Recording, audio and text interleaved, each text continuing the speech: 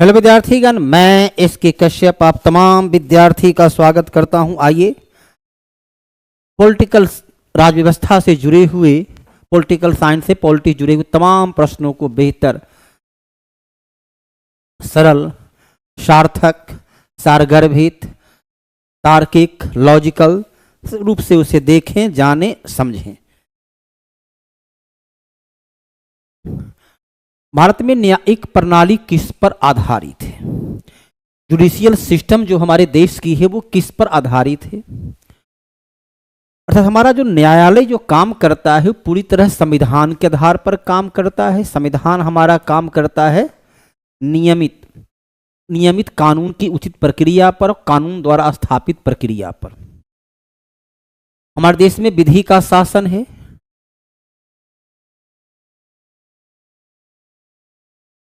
Dicey का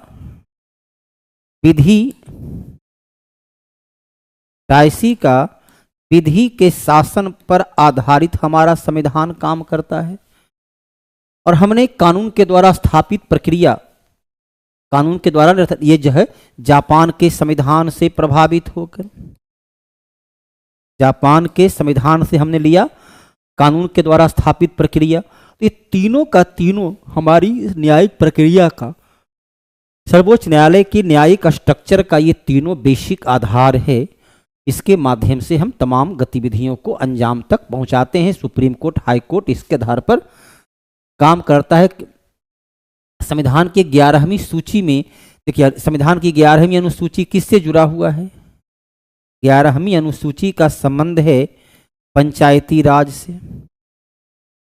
11वीं अनुसूची को जोड़ा गया 73वां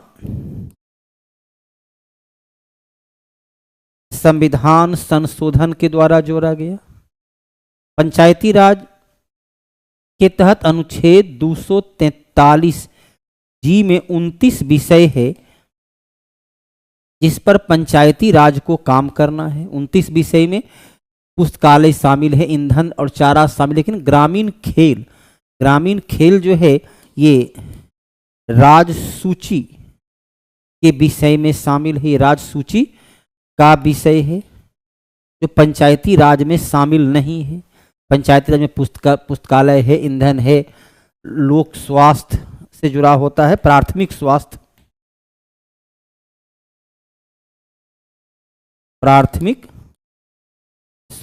है, प्राथमिक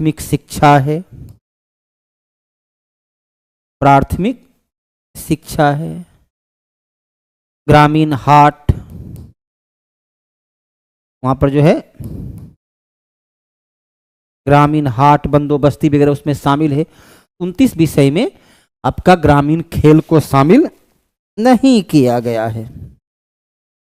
राष्ट्रपति उम्मीदवार के लिए क्या आवश्यक है? अनुच्छेद 56 यदि हम देखें, अनुच्छेद 56 में राष्ट्रपति बनने की योग्यता का उल्लेख है। राष्ट्रपति बनने की योग्यता का उल्लेख संविधान का अनुच्छेद 56। इसके अलावा जो है अनुच्छेद 56 प्लस क्या है? जन प्रतिनिधि अधिनियम, जन प्रतिनिधि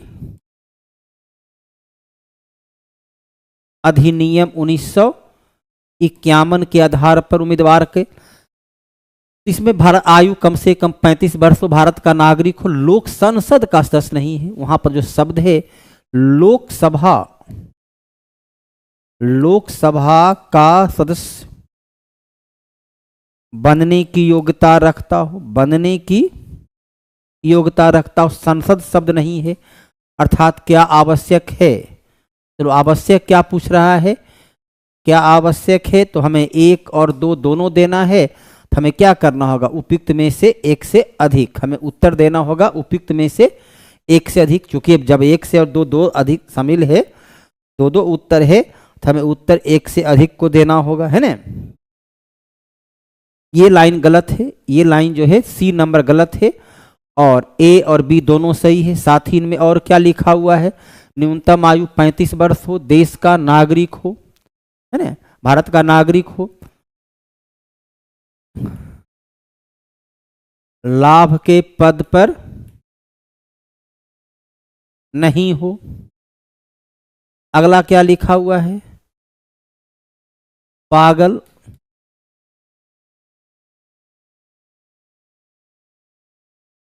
पागल दिवालिया नहीं हो, पागल दिवालिया नहीं हो, ये भी लिखा हुआ है। चलिए, बसंती कुमारी आज बड़ा समय से उपस्थित हो चुके हैं। भारतीय संविधान की कौन सी अनुसूची राज्यसभा में राज्यों और संघ राज्य क्षेत्र के स्थान का आवंटन करता है? 12 अनुसूची है। तो चौथी अनुसूची में क्या है? चौथी अनुसूची में राज्यसभा के, चलिए राज्यसभा में अलग अलग राज्यों का विभाजन है। इसमें यूपी में 31 है, तो बिहार में 16 है। ये विभाजन जनसंख्या के आधार पर, यह विभाजन जो किया गया है जनसंख्या पर आधारित है। 5वीं में है SC ST का प्रशासन, SC ST का प्रशासन का उल्लेख है। तीसरी में जो है वो शपथ है, लेकिन राष्ट्रपति,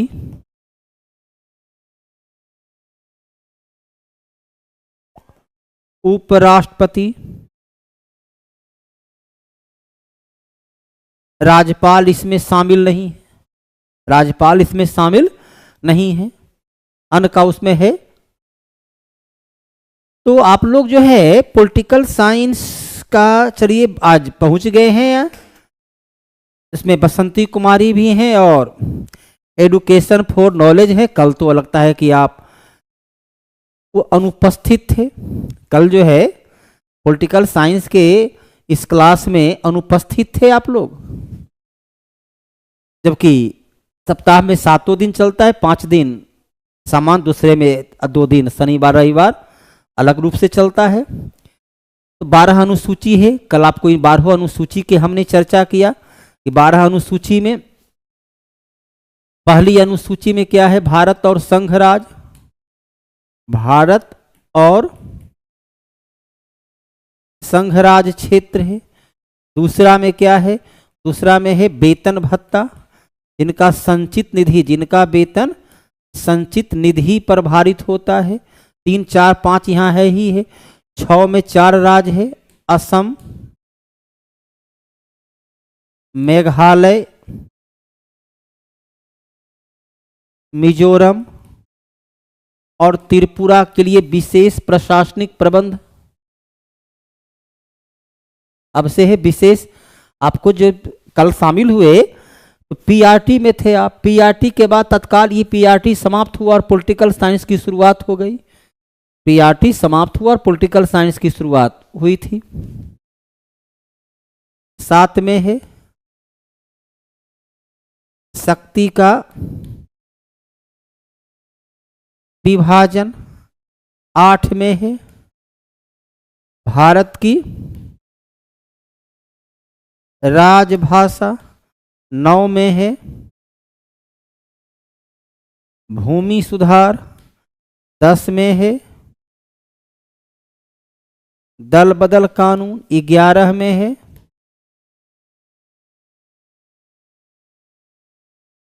पंचायती राज। 12 में है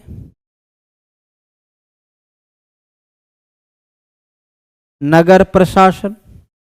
12 जब आपको याद है तो उत्तर देने में कदापि कठिनाई नहीं होगी। 6 से 14 वर्ग के बच्चे को निःशुल्क शिक्षा। अब आइए अलग अलग संविधान संशोधन को देख लीजिए, आपकी समस्या हल हो जाएगी। आज जितने अब तक हमारे देश में 106 संविधान संशोधन हो चुके हैं। अब तक हमारे देश में 106, ये दोनों तो केवल और केवल नॉमिनल था। इसमें क्या हुआ? यह है 76वां संविधान संशोधन तमिलनाडु में। तमिलनाडु में आरक्षण दिया गया 69%। इसके लिए उसे 9वीं अनुसूची, उसे जो है 9वीं अनुसूची में जोड़ा गया। इसमें जो है जो भाषा है उसे इस रूप में उड़िया भाषा, उड़िया भाषा केवल जो नाम पहले था उड़िया, उसे इस रूप में लिखा गया। और 86वां संविधान संशोधन जो 2002 में हुआ, इसमें जोड़ा गया संविधान का अनुच्छेद 21A और कहा गया कि 6 से 14 वर्ष 6 से 14 वर्ष तक के बच्चे को निःशुल्क शिक्षा दिया जाए, निःशुल्क, गुणवत्तापूर्ण और अनिवार्य शिक्षा दिया जाए। यहाँ पर तीन संविधान संशोधन, इसमें एक तो ये केवल नॉमिनल है, एक जो है सो ये केवल नॉमिनल है इसमें, और एक को चलिए उसमें संविधान संशोधन की प्रक्रिया के तहत पालन किया गया है। भारतीय संविधान में निम्नांकित में से किस विषय से संबंधित अवधारणा ब्रिटिश संविधान से ली गई है? हमारे संविधान तो पूरी तरह क्या है, उधार का थैला है। भारत का संविधान जो है वह उधार का थैला है। भारतीय संविधान उधार का थैला है।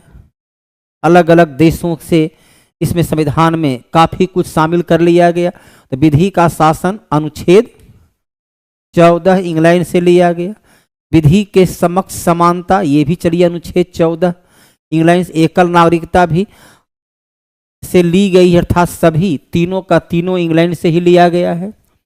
इंग्लैंड से ही संसदीय प्रणाली ली गई, इंग्लैंड से ही संसदीय प्रणाली ली गई। इंग्लैंड से ही मंत्री परिषद का सामूहिक उत्तरदायित्व, मंत्री परिषद का सामूहिक उत्तरदायित्व भी इंग्लैंड से ही लिया गया है ना, इंग्लैंड से ही लिया गया। मंत्री परिषद का सामूहिक उत्तरदायित्व भी इंग्लैंड से ही लिया गया। इंग्लैंड का ही द्वारा बनाया गया 1935 का अधिनियम, हमने संविधान का मूल स्ट्रक्चर आधार वहीं से प्राप्त किया है। भारत की संचित निधि से धन निकालने के लिए किसकी अनुमोदन? अनुच्छेद 114, नाम क्या है? विनियोग विधेयक। अनुच्छेद 114 विनियोग विधेयक। विनियोग विधेयक के बारे में क्या लिखता है? विनियोग विधेयक के बारे में क्या लिखा हुआ है? विनियोग विधेयक कहता है जब तक विनियोग विधेयक का पास हो जाना, मतलब बजट का पास हो जाना, बजट अर्थात वित्त विधेयक, वित्त विधेयक का पास हो जाना। आगे लिखता है जब तक विनियोग विधेयक पास नहीं हो तब तक, जब तक विनियोग विधेयक को मंजूरी नहीं मिले तब तक संसद, जब तक की अनुमति नहीं मिले सरकार संचित निधि से 1 रुपया भी नहीं निकाल सकता। तो बिना संसद की अनुमति के संचित निधि से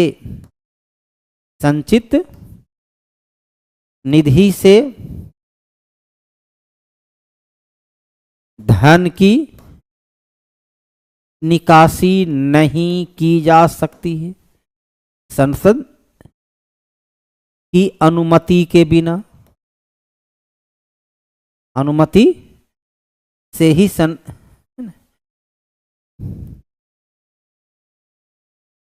निकासी की जा सकती है। वित्त मंत्री उसे प्रस्तुत करते हैं, राष्ट्रपति वित्त विधेयक को प्रस्तुत करवाते हैं। वित्त विधेयक को प्रस्तुत करवाने के लिए राष्ट्रपति उत्तरदायी होते हैं। और थोड़ा क्या उत्तर विलंब से आप लोग को पहुंचता है?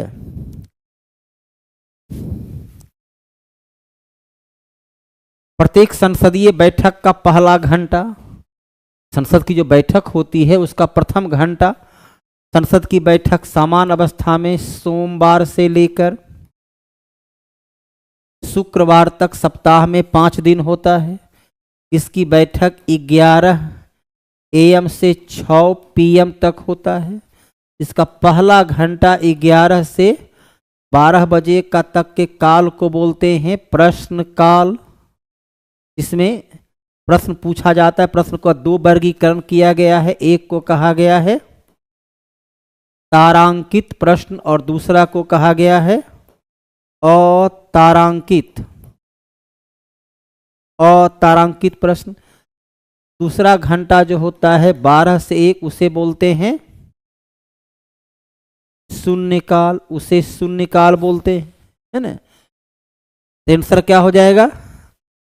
आंसर हो जाएगा प्रश्नकाल। धन विधेयक अनुच्छेद 110 धन विधेयक ये प्रस्तुत कब होगा?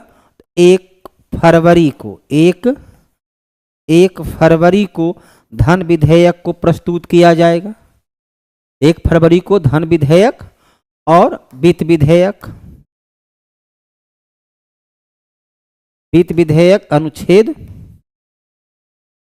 112 को प्रस्तुत किया जाता है और तब जो है उसके बाद उस पर चर्चा होती है, तब उस पर व्यवस्था का प्रश्न की तो मांग की जा सकती है। समान अवस्था में विपक्ष के द्वारा मांग किया जाता है तो प्रश्नकाल।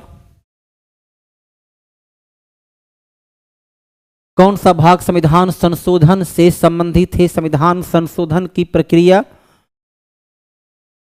अनुच्छेद 368 में है। इसके आधार पर 2 प्रकार का संविधान संशोधन होता है। पहला होता है 2/3 बहुमत से और दूसरा होता है दोहरी बहुमत से, अर्थात संसद और विधानमंडल, संसद और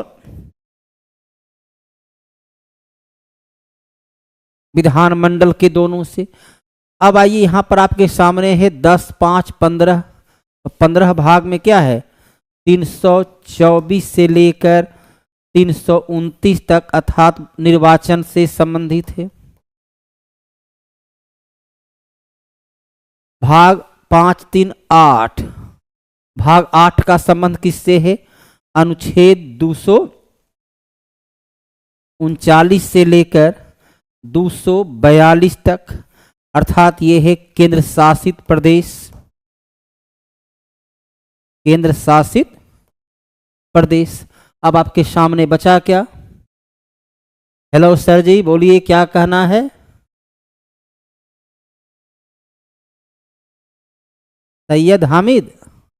भाग 20 अनुच्छेद 368। तो तीनों का भाग से आप भली भांति परिचित हो चुके। उत्तर जब परिचित तीनों है तो उत्तर भी परिचित हो, उत्तर से परिचित हो गए।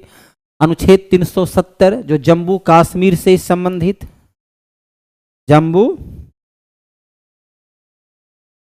कश्मीर से संबंधित, जम्मू कश्मीर से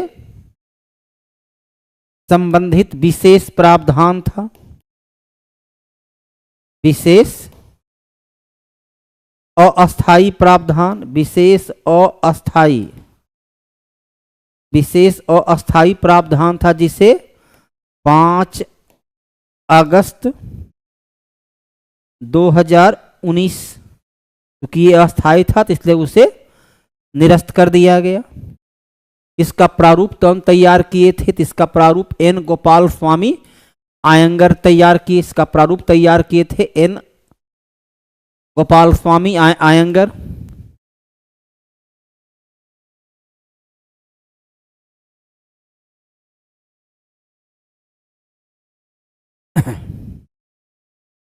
तो एन गोपाल स्वामी आयंगर इसके प्रारूप करता थे, जिसके द्वारा जम्मू कश्मीर को अपना अनुच्छेद 370 आधार पर जम्मू कश्मीर का अपना अलग संविधान, अपना जम्मू कश्मीर का अपना अलग संविधान की प्रावधान किया गया था।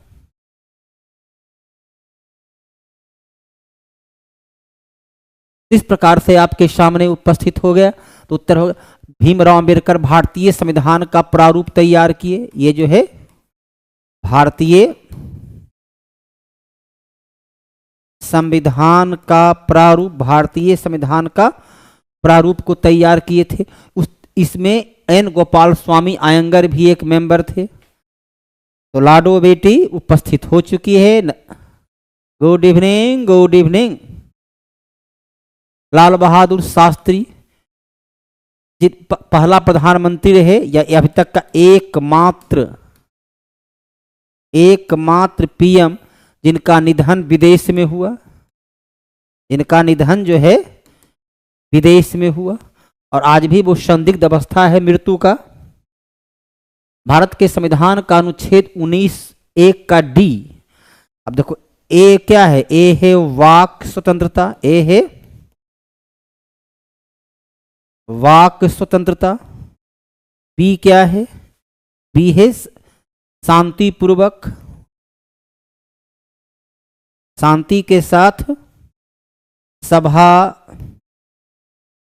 प्रदर्शन। सी क्या है? सी है संघ और संगठन।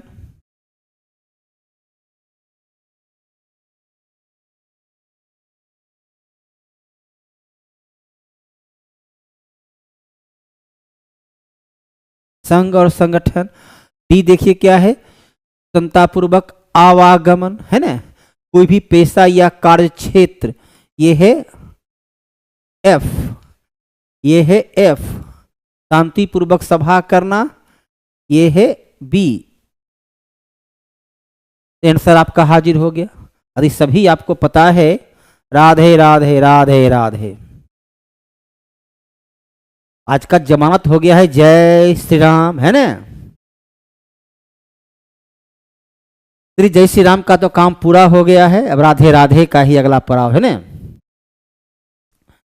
निम्नलिखित में से किसके अंतर्गत भारतीय प्रशासनिक सेवा और भारतीय पुलिस सेवा को संसद द्वारा सृजित सेवाएं मानी जाती है? अब क्या पढ़ते हैं कि यदि राज्यसभा, यदि राज्यसभा 2/3 बहुमत से, 2/3 बहुमत से प्रस्ताव पास करे, तब संसद राजसूची के विषय पर, तब संसद जो है अखिल भारतीय सेवा के पद का गठन कर सकता है। तो वो है 312, 301 से 7 जो है वो किससे जुड़ा होता है? वो है वाणिज्य व्यापार, वो जुड़ा हुआ है वाणिज्य व्यापार से जुड़ा होता है। 301 से 307 तक वाणिज्य व्यापार से जुड़ा होता है। 312 कहता है राज्यसभा यदि सिफारिश करे 2/3 बहुमत से, तब संसद एक नई अखिल भारतीय सेवा के पद का गठन कर सकता है। वर्तमान समय में IAS, IPS और IFS, वन सेवा, प्रशासनिक सेवा और पुलिस सेवा, ये 3 सेवा जो है अखिल भारतीय सेवा के अंतर्गत शामिल है।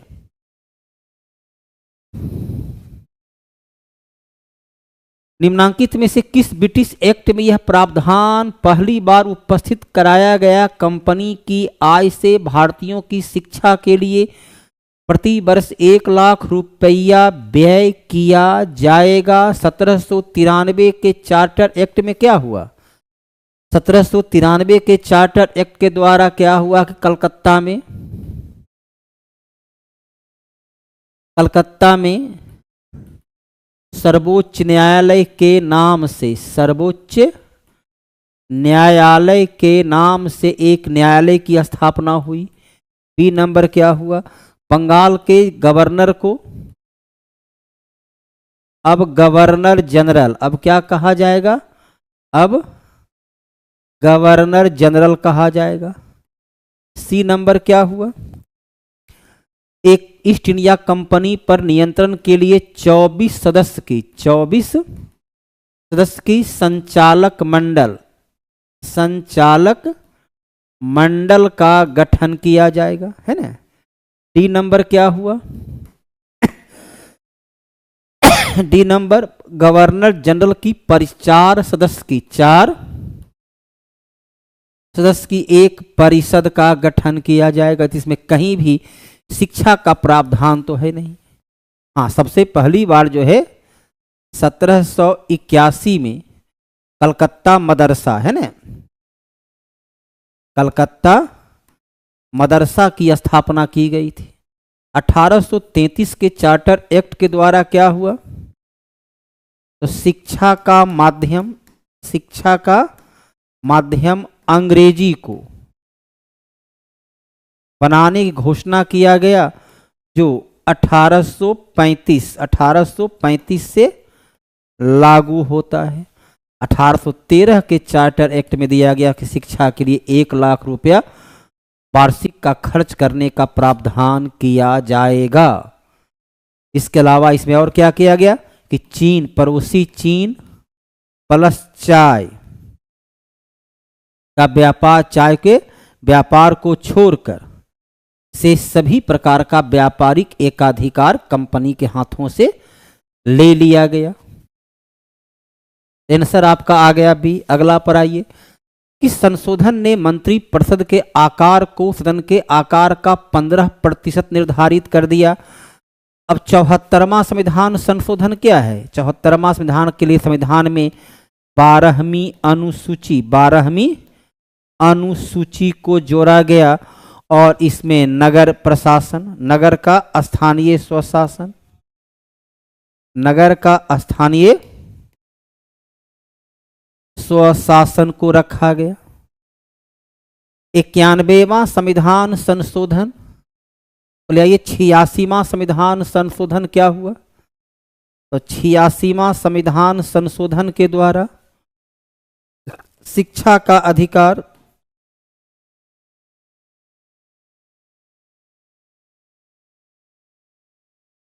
शिक्षा का अधिकार को फंडामेंटल राइट, मौलिक अधिकार में अनुच्छेद 21A के तहत जोड़ा गया। 91वां संविधान में तय किया गया कि मंत्री परिषद का आकार निम्न सदन का, मंत्री परिषद का आकार निम्न सदन का 15% हो सकता है, लेकिन 12 से कम नहीं, 12 से कम नहीं। तो कम से कम मंत्री की संख्या 12 तो चाहिए ही चाहिए, कम से कम 12 तो चाहिए ही चाहिए। 12 से कम की कोई गुंजाइश नहीं है। गोवा, सिक्किम, मिजोरम जैसे राज्यों में कम से कम 12 मंत्री का होना अनिवार्य है। चलिए, तीनों संविधान संशोधन से आप एक बार फिर परिचित हो चुके हैं, है ना। अगला आइए। आर्थिक नियोजन, संघ सूची, राज्य सूची, संवर्ती सूची। तो हमारे 3 सूची अनुच्छेद 246 के आधार पर ये 3 सूची का विभाजन है।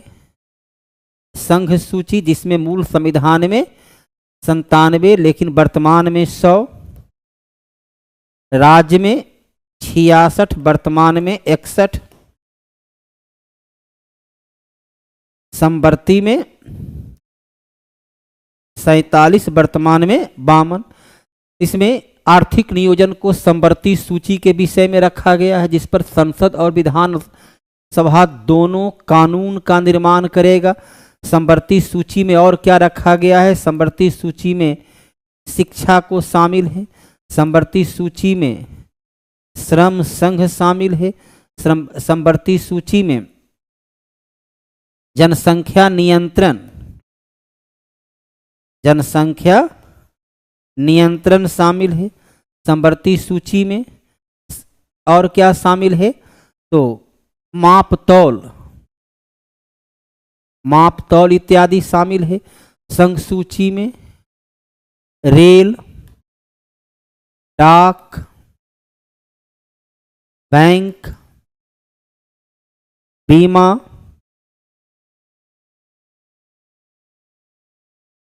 हवाई अड्डा, बंदरगाह इत्यादि को शामिल किया गया है। कि सदन के सदस्यों द्वारा बहुमत से अविश्वास प्रस्ताव पास होने पर मंत्री परिषद को त्याग पत्र देना होता है। अनुच्छेद 75 का तीसरा पॉइंट क्या कहता है? कि मंत्री परिषद सामूहिक रूप से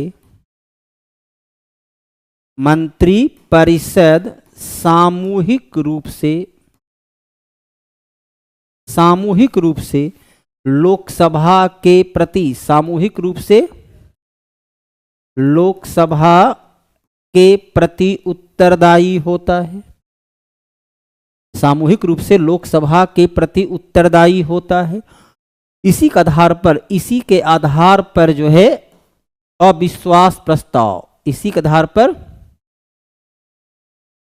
अविश्वास प्रस्ताव को लाया जाता है। पूरे संविधान में अविश्वास प्रस्ताव शब्द का प्रयोग नहीं है। संविधान में कहीं भी अविश्वास प्रस्ताव शब्द का प्रयोग नहीं किया गया है, लाडो बेटी, और न ही प्रयोग किया गया है कहीं भी तो एजुकेशन फॉर नॉलेज, लेकिन 75(3) में जो लिखा हुआ है मंत्री परिषद सामूहिक रूप से लोकसभा, इसके आधार पर यह प्रस्ताव आता है। राज्यसभा में यह प्रस्ताव नहीं आता है, यह प्रस्ताव विधानसभा में आएगा, राज्य में और केंद्र में, है ना। सर्वोच्च न्यायालय को संविधान के किस अनुच्छेद के समूह में न्यायिक पुनर्विलोकन की शक्ति? अब आइए 356 क्या कहता है। 356 तो राज्य में राष्ट्रपति शासन है, राष्ट्रपति शासन से जुड़ा होता है, तो ये तो गया। 351 क्या कहता है? 351 कहता है राज्य हिंदी भाषा के विकास के लिए काम करे। 12 में राज्य की परिभाषा है, 12 में क्या है? राज्य की परिभाषा है कि राज्य कहते हैं तो किसको, ये तो खत्म हो गया। 156 में क्या है? 156 कहता है कि राज्यपाल का कार्यकाल 5 वर्ष का होगा, लेकिन यह राष्ट्रपति के प्रसाद पर्यंत अपने पद पर बने रहते हैं। 12 तो व्याख्या ही है। 151 क्या है? 151 कहता है सीएजी अपना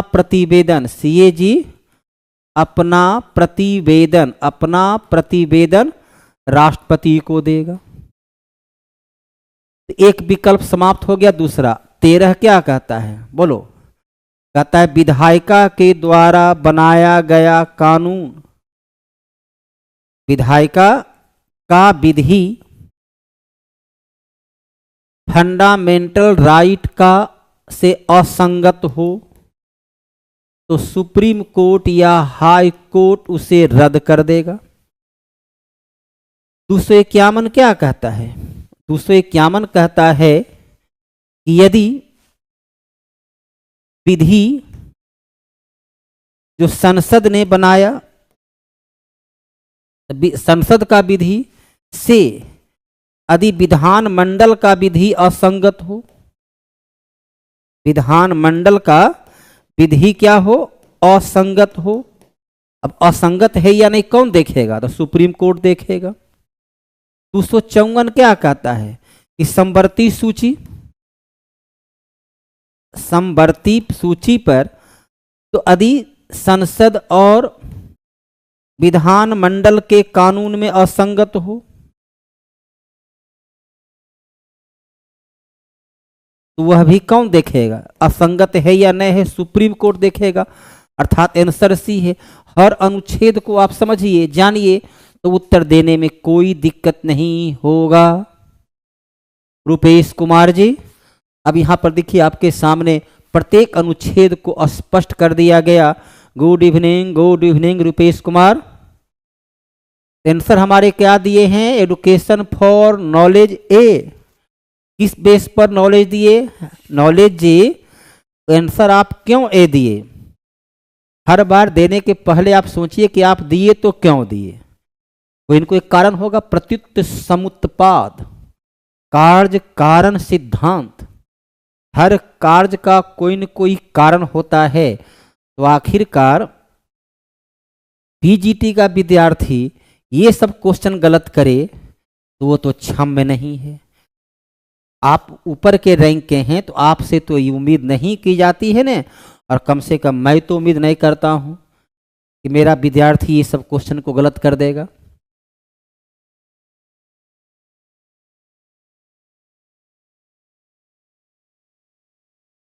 कितने राज्य में द्विसदनीय विधानमंडल हैं? द्विसदनीय विधानमंडल अर्थात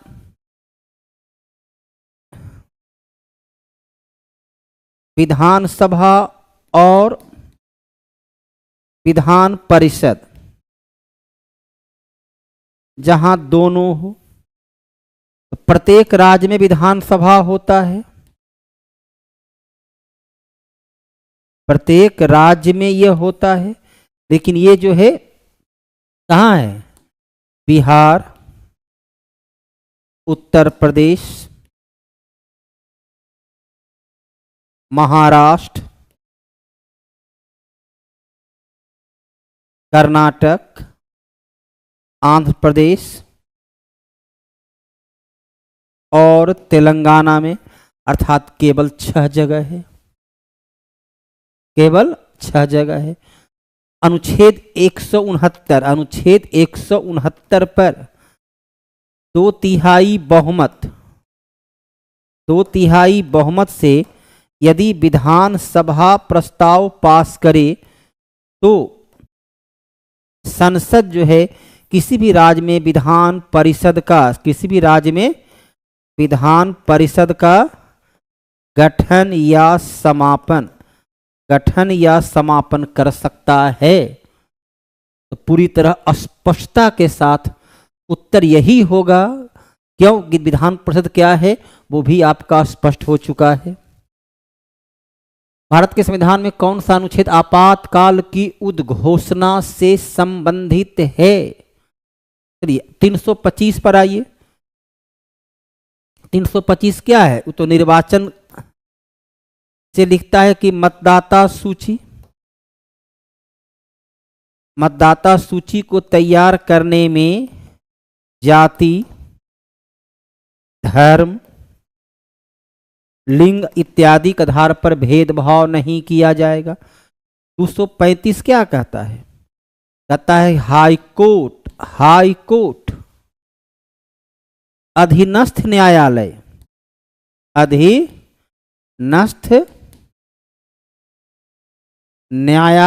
पर नियंत्रण रखेगा। उसका नियंत्रण, 2 विकल्प तो ऐसे ही खत्म हो गया, बचा क्या? 352 कहता है आपातकाल कब लागू किया जाएगा? पहला, यदि देश पर विदेशी आक्रमण हो चुका हो, बाह्य आक्रमण की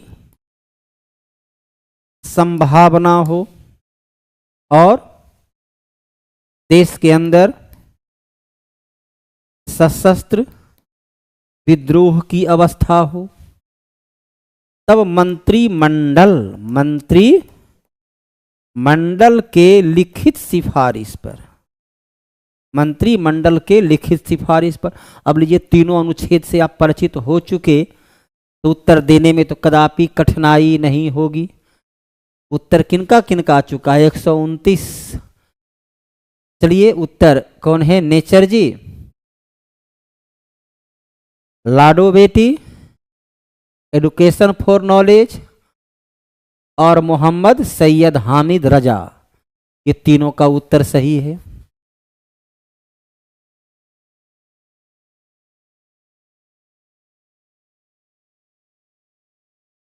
भारत के राष्ट्रपति के पद को शपथ कौन दिलाता है? राष्ट्रपति पद के लिए संविधान का अनुच्छेद 60 क्या लिखता है? राष्ट्रपति को शपथ कौन दिलाएंगे? राष्ट्रपति के पद की शपथ कौन दिलाते हैं? तो सर्वोच्च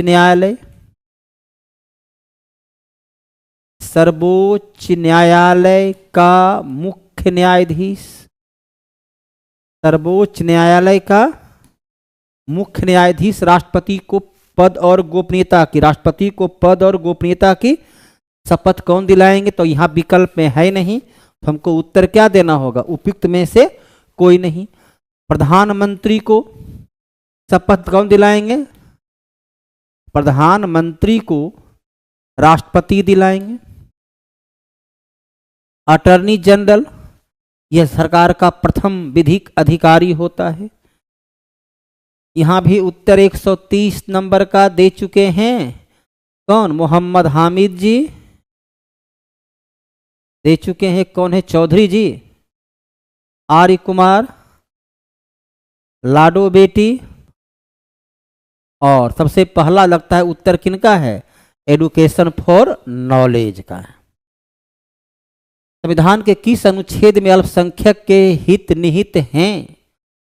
अब अनुच्छेद 21, बोलो अनुच्छेद 21 क्या है? ये तो कहता है प्राण एवं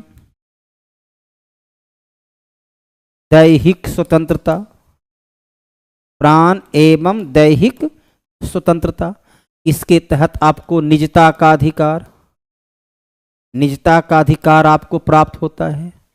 अनुच्छेद 24 क्या है? ये तो कहता है कि 14 वर्ष तक के बच्चे, 14 वर्ष तक के बच्चे को कारखाना सहित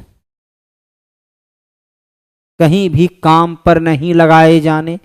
अनुच्छेद 29 कहता है अल्पसंख्यक समुदाय के लोग अपनी धर्म, अपनी भाषा को सुरक्षित रखने, संरक्षित रखने, उसको पहचान को बनाए रखने का काम करेंगे।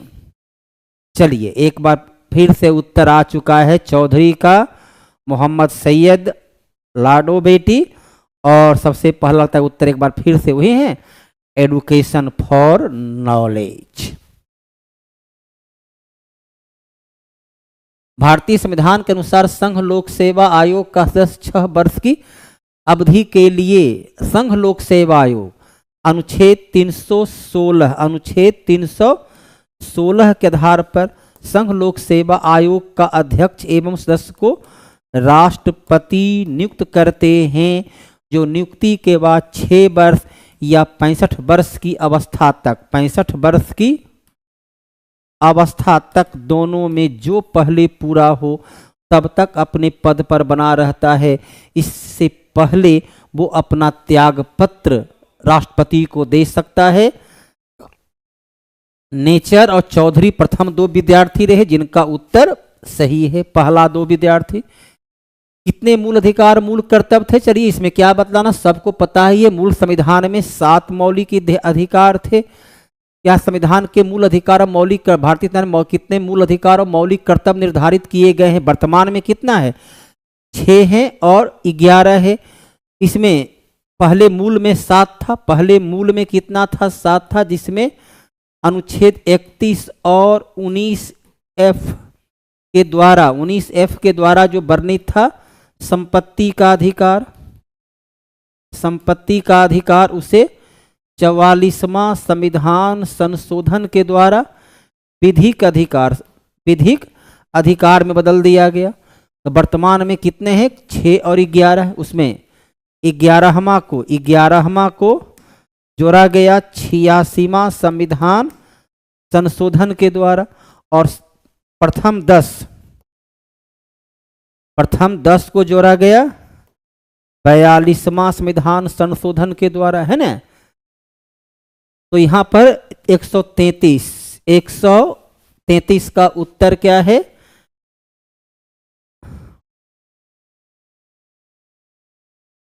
एक सौ तैतीस का ए। चलिए मोहम्मद सैयद जी और एडुकेशन फॉर नॉलेज पहला 2 विद्यार्थी रहे जिनका उत्तर सही है। राज्यसभा के बारे में इनमें से कौन सा कथन सही है? राज्यसभा कभी भंग नहीं किया जा सकता। अनुच्छेद 83 क्या लिखता है? राज्यसभा एक, अनुच्छेद 83 लिखता है कि राज्यसभा एक अस्थाई सदन है जो कभी भी भंग नहीं होता है। राज्यसभा को क्या बोलते हैं? राज्यसभा को उच्च सदन, राज्यसभा को उच्च सदन, राज्यसभा को द्वितीय सदन, राज्यसभा को राज्यों का सदन, राज्यसभा को वरिष्ठ लोगों का सदन कहते हैं। तो ये तो लाइन गलत है। यह लोकसभा की तरह प्रत्यक्ष रूप से इसका निर्वाचन कौन होता है? इसका निर्वाचन अप्रत्यक्ष और एकल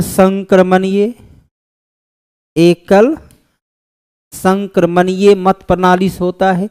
ये प्रक्रिया कहां से लिया गया? यह प्रक्रिया बोलिए विद्यार्थीगण, राज्यसभा के सदस्यों की चुनाव की प्रक्रिया कहां से ली गई? राज्यसभा के सदस्यों की चुनाव की प्रक्रिया कहां से लिया गया? हामिद जी, चौधरी जी आरती कुमारी। इतना विलंब से आरती कुमारी, इतना विलंब से क्यों? तो कहां से उसकी चुनाव की प्रक्रिया कहां से ली गई? आयरलैंड गलत है। आजकल आपको पढ़ने पर ध्यान नहीं है। लगता है कि बेटा के प्रति जरा ज्यादा समय आप दे रहे हैं, अपना समय अपने बेटा को समर्पित कर रहे हैं। मां की ममत्व जाग उठी है ना। आयरलैंड से लिया गया राष्ट्रपति की निर्वाचन प्रक्रिया, आयरलैंड से लिया गया राष्ट्रपति का, राज्यसभा के सदस्यों का निर्वाचन प्रक्रिया दक्षिण अफ्रीका से, राज्यसभा के यह प्रक्रिया लिया गया दक्षिण अफ्रीका से, दक्षिण अफ्रीका से। एडुकेशन फॉर नॉलेज दुख नहीं होता है कि भाई कुछ आप पर प्रतिक्रिया व्यक्त कर देते हैं, दुख नहीं होता है। ऐसा नहीं है कि भाई दुखी महसूस करते हैं कि भाई हमको सरकार सर जो है सो तंज कस रहे हैं हम पर, ऐसा नहीं है। पहली बार प्रधानमंत्री के पद की शपथ लेते समय किसकी आयु सर्वाधिक थी? तो मोरारजी देसाई की आयु जो है लगभग 81 वर्ष की उम्र में, 81 वर्ष की उम्र में मोरारजी देसाई जो पहला गैर कांग्रेसी, प्रथम गैर कांग्रेसी प्रधानमंत्री थे, प्रथम गैर कांग्रेसी प्रधानमंत्री थे। आपकी लाडो बेटी कहाँ मैदान छोड़कर चली गई भाई? जंग मैदान से सेना का पीछे हट जाना ये उचित प्रक्रिया तो है नहीं।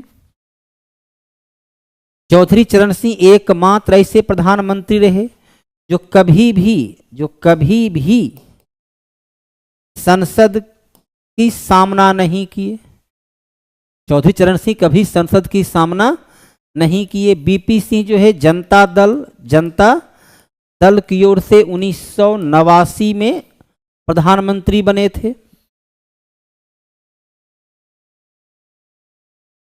किस केंद्र शासित प्रदेश में विधानसभा है? विधानसभा कहाँ है? तो पुडुचेरी में है। जम्मू कश्मीर में है और दिल्ली में है। केवल 3 जगह।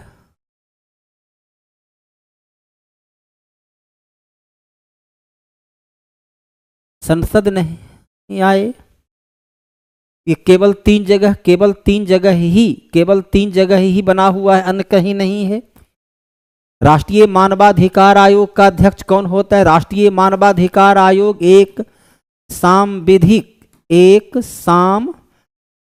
संगठन है। राष्ट्रीय मानवाधिकार आयोग एक सांविधिक संगठन है जिसका गठन 1993 से हुआ। गठन हुआ 1993 से।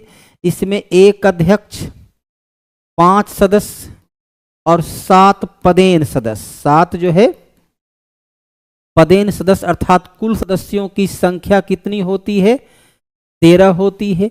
इसका भारत के सर्वसेवानिवृत्त उच्चतम न्यायालय का मुख्य या अन्य न्यायाधीश 2019 तक केवल मुख्य हुआ करता था, लेकिन 2019 के बाद अन्य को भी इसमें शामिल कर दिया गया। 2019 के बाद इसमें अन्य को भी शामिल कर दिया गया।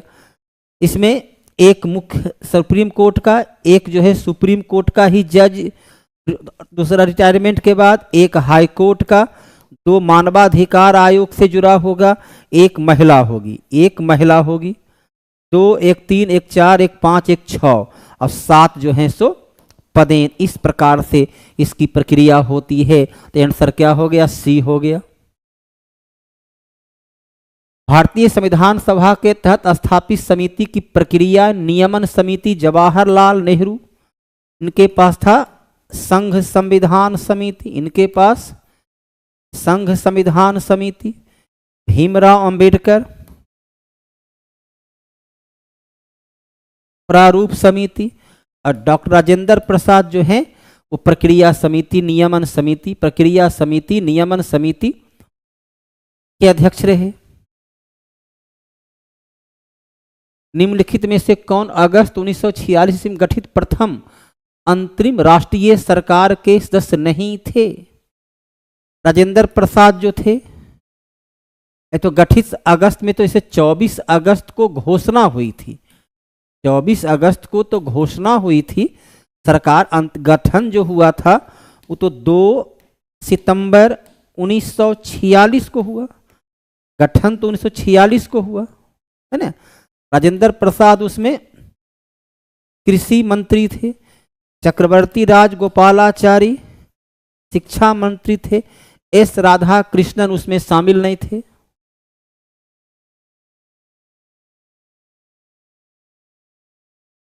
आ गई लाडो बेटी। जंग मैदान से सेना का पीछे हटना, ये तो सैनिक का कर्तव्य नहीं हो सकता है। सैनिक तो जब मैदान में आ गया या तो विजय प्राप्त करके जाएगा, है ना, या एग्रीमेंट समझौता के बाद जाएगा, या फिर उसकी 100 बाहर निकलेगी। चलिए, उत्तर आपका हाजिर हो गया। निम्नलिखित में कौन कैबिनेट मंत्री नहीं है? कैबिनेट, अब तो यहां देखो स्पष्ट जब लिखा हुआ है रक्षा राज्य मंत्री, तब राज्य मंत्री तो है ही है। तो मंत्री आपको पता ही 3 प्रकार का होता है। पहला को बोलते हैं कैबिनेट मंत्री, दूसरा जो होता है वह है राज्य मंत्री, इसी का एक भाग होता है राज्य मंत्री का स्वतंत्र प्रभार, और तीसरा होता है उपमंत्री। यहां तो जब लिखिए दिया तो स्पष्ट हो गया,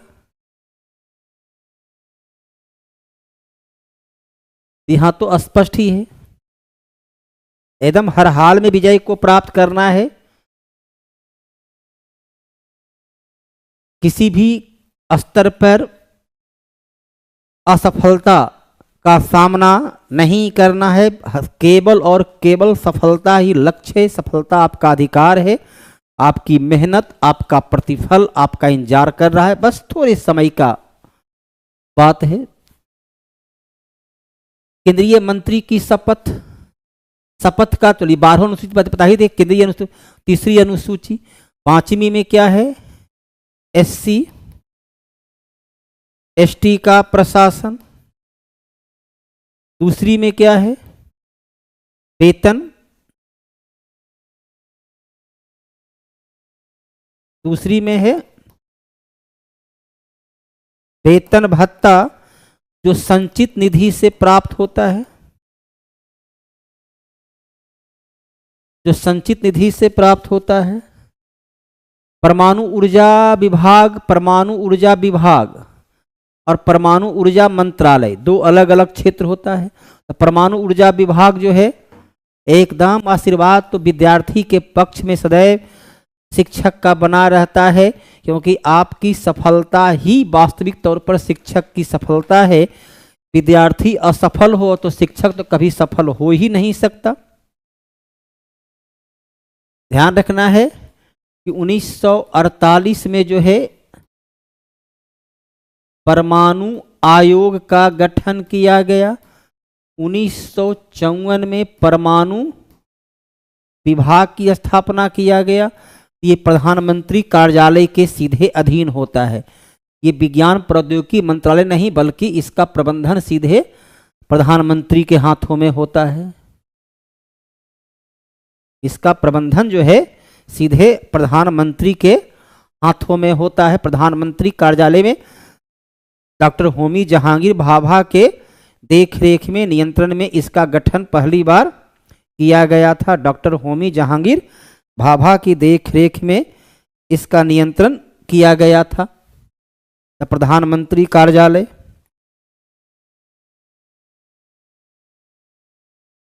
यदि न्यायपालिका को यह मानना है कि संसद द्वारा पारित विशेष कानून संविधान की मूल ढांचे का उल्लंघन करते हैं, तो उनके पास ऐसे कानून को रद्द करने की शक्ति अनुच्छेद 137 के तहत उस कानून की समीक्षा करता है और अनुच्छेद 142 के तहत उसे वह निरस्त कर सकता है। यह क्या कहलाता है? यह कहलाता है न्यायिक समीक्षा।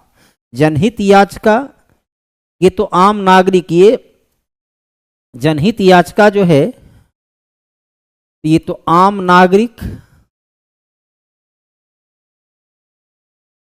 अपना अधिकार की रक्षा के लिए न्यायालय में प्रस्तुत करते हैं। न्यायिक सक्रियता क्या होता है? जब न्यायपालिका, न्यायिक सक्रियता है कि जब न्यायपालिका जो है वह कार्यपालिका के क्षेत्र में, कार्यपालिका के क्षेत्र में हस्तक्षेप करे, तब उसे न्यायिक सक्रियता के नाम से जाना जाता है। त्रिस्तरीय पंचायती राज, रॉयल कमीशन तो एक चलिए श्रम आयोग के लिए बनाया गया था। अशोक मेहता कमेटी 2 स्तर का, जिसमें मंडल पंचायत और बलवंत राय मेहता कमेटी 1957 में पंचायती राज को 3 स्तर का, पहला था ग्राम स्तर पर, दूसरा था प्रखंड स्तर पर और तीसरा था जिला स्तर पर। 3 स्तर पर पंचायती राज का गठन तो बलवंत राय मेहता समिति अर्थात ए। भारत का संवैधानिक प्रमुख कौन होता है? संवैधानिक प्रमुख अनुच्छेद 53 क्या लिखता है? कि संघ की कार्यपालिका शक्ति राष्ट्रपति में, संघ की कार्यपालिका शक्ति राष्ट्रपति में, संघ की कार्यपालिका शक्ति राष्ट्रपति में अंतर्निहित होती है। 1957 एकदम सही था भाई। पंचायती राज को, पंचायती की वित्तीय स्थिति की समीक्षा के लिए राज्य सरकार प्रत्येक 5 वर्ष में अनुच्छेद 243I के आधार पर वित्त आयोग का गठन करता है। कौन गठन करेंगे? तो राज्यपाल गठन करेंगे। इसका उल्लेख अनुच्छेद 243I में उल्लेख किया गया है। कोई वित्त समिति या सलाहकार समिति उसके लिए गठन नहीं होगा। अविश्वास प्रस्ताव के विषय में कौन सा कथन से यह लोकसभा में ही लाया जा सकता है? अनुच्छेद 75(3) के आधार पर यह केवल मंत्री परिषद के खिलाफ लाया जा सकता है। दोनों सही है। पी केवल पी लेकिन क्यू नहीं, के पी केवल क्यू अर्थात क्या हो जाएगा? उपयुक्त में से एक से अधिक, दोनों का दोनों उत्तर सही है। दोनों उत्तर जो है इसमें सही है। चलिए अंतिम दौर पर आ गया है सवाल का जवाब। उच्च न्यायालय के न्यायाधीश का वेतन, उच्च न्यायालय का न्यायाधीश का वेतन कितना है? 2,25,000 रुपया मासिक। मुख्य का है 2,50,000। तो राज्य के समेकित निधि से। और पेंशन केंद्र की पेंशन जो है केंद्र की समेकित निधि से। आकस्मिक निधि सामान्य अवस्था में यह क्या होता है? 500 करोड़ का फंड होता है, जो जिसे राष्ट्रपति की अनुमति से निकाला जाता है। सुप्रीम कोर्ट,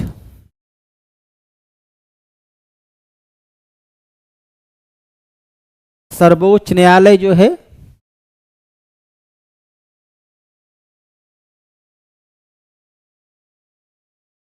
उच्च न्यायालय का न्यायाधीश का वेतन राज्य के संचित निधि से, सुप्रीम कोर्ट का वेतन केंद्र की संचित निधि से। भारतीय संविधान का मसौदा तैयार करने में चलिए तो जिस प्रकार 2 वर्ष 11 महीना 18 दिन में संविधान बना, इसकी पहली बैठक 9 दिसंबर 1946 और बनकर तैयार हो गया 26 नवंबर 1950 को। 2 वर्ष 11 महीना 18 दिन। और अंतिम लाइन है, भारतीय संविधान में राष्ट्रपति के चुनाव की विधि कहाँ से लिया गया? तो आयरलैंड से लिया गया। राज्यसभा का लिया गया यहाँ पर राज्यसभा की चुनाव विधि, निर्वाचन विधि। अमेरिका से क्या लिया गया? अमेरिका से उपराष्ट्रपति का पद लिया गया है ना। आज की सवाल लगता है यहीं पर समाप्त हो जाता है और अगले दिन पुनः जो है मुलाकात करते हैं फिर नए सवाल के साथ।